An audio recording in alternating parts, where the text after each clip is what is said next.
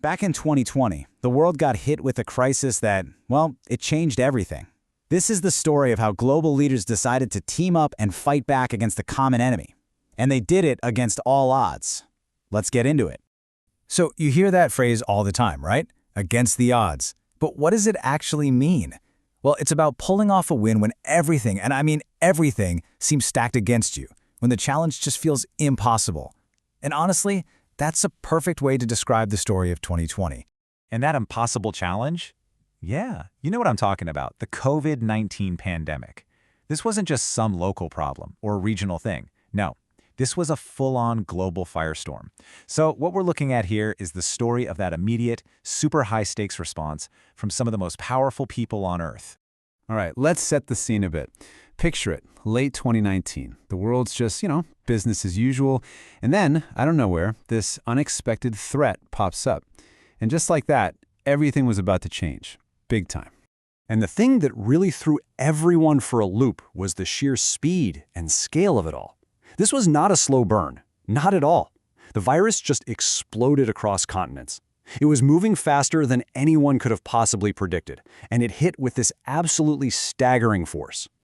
And because it was moving so fast, the entire world was basically caught flat-footed. I mean, think about it. Healthcare systems, economies, supply chains, almost no one was ready for a shock this big. This wasn't about one country messing up. It was a moment where we all realized just how vulnerable we were, together.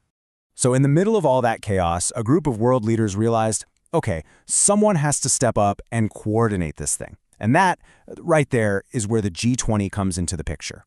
Which you might be asking, wait, who exactly are the G20? And that's a great question. Before we go any further, we really need to get a handle on who we're talking about here. Because the G20, it's not just some random list of countries. It's a very specific and very powerful group. Think of the G20 as like the world's economic steering committee. It was started back in 1999, and the whole idea is to get the biggest players all around one table to talk about the world's toughest problems. Things like financial stability, or as we saw, a global pandemic. And just look at the list, you can really see the global reach. We're talking about the world's biggest economies, right? From North America and Europe all the way to Asia. Plus, you've got the African Union and the European Union in there too. So together, these guys represent a huge chunk of the world's population and its economy. When this group decides to do something, believe me, it makes waves. This timeline is pretty incredible because it shows just how fast they had to switch gears. So, Saudi Arabia had just taken over the G20 presidency, right? They had their whole agenda planned out. But then, bam, within a couple of months, the entire world had changed. So by late March, they basically threw out the old playbook and called this emergency virtual summit with one single focus, fighting this virus and doing it together. So the whole world is watching, right? And the G20 knew they couldn't just put out a statement. Words were not going to cut it. They needed a real, concrete plan, a playbook for what to do next. And this quote from their official statement, it really tells you everything you need to know about their mindset. The virus respects no borders. I mean, that's the whole ballgame right there. If the virus doesn't stop for a border, then their response couldn't either. They got that a bunch of separate national plans just wouldn't work. It had to be coordinated. It had to be about solidarity. Okay, so that's the big idea, the guiding principle. But what were they actually going to do? What was the real strategy on the ground? Well, this is what they landed on, a 5-point plan. First up, work with the big international institutions that are already there, like the World Health Organization. No need to reinvent the wheel, right?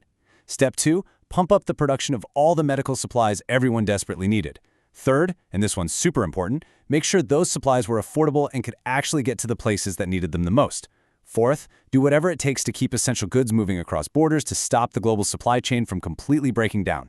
And last but not least, step 5, focus help on developing and least developed nations, the ones that were going to get hit the hardest.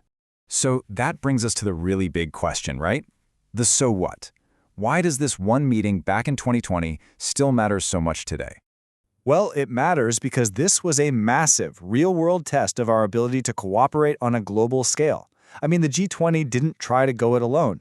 They made a very public promise to team up with the WHO for the health side of things, the IMF and the World Bank for the economy, and the UN for the humanitarian crisis. This was a huge pledge for global teamwork. At the end of the day, the pandemic was this powerful, frankly terrifying reminder of just how connected we all are, and how vulnerable. And the G20's response, when you boil it all down, was really an attempt to meet that shared vulnerability with shared strength, to try and create a truly united front against an enemy we all had in common.